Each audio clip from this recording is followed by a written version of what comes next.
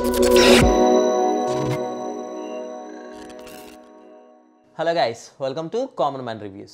Shankar's most prestigious movie Bharatiyudu 2 trailer release అయింది.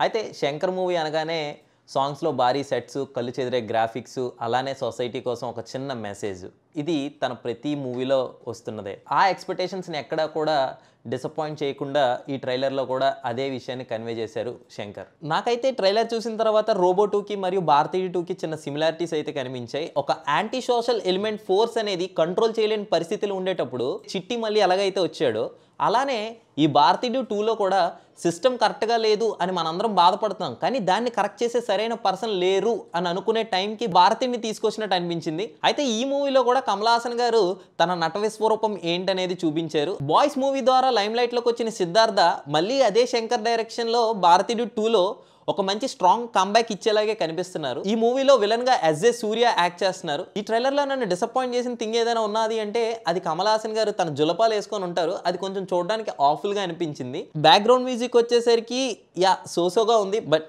మూవీలో ఏ విధంగా ఉంటుంది అనేది చూడాలి. ఓవరాల్ గా ట్రైలర్కి వచ్చేసరికి ఇట్స్ ఓకే, బట్ మూవీ ఏ విధంగా ఉంటుంది అనేది మనం థియేటర్లోనే చూడాలి. ఎందుకంటే శంకర్ గారు ఏ కైండ్ ఆఫ్ మెరాకిల్స్ చేస్తారో అనేది ఎవరు కూడా ఎక్స్పెక్ట్ చేయలేరు. ఆయన ఏది చెప్పినా కూడా సొసైటీకి మంచి చేసే విధంగానే ఉంటుంది. తాను కన్వే చేయాలి అనుకున్న పాయింట్ని ఎప్పుడు కూడా మిస్ అవ్వకుండానే ఉంటారు.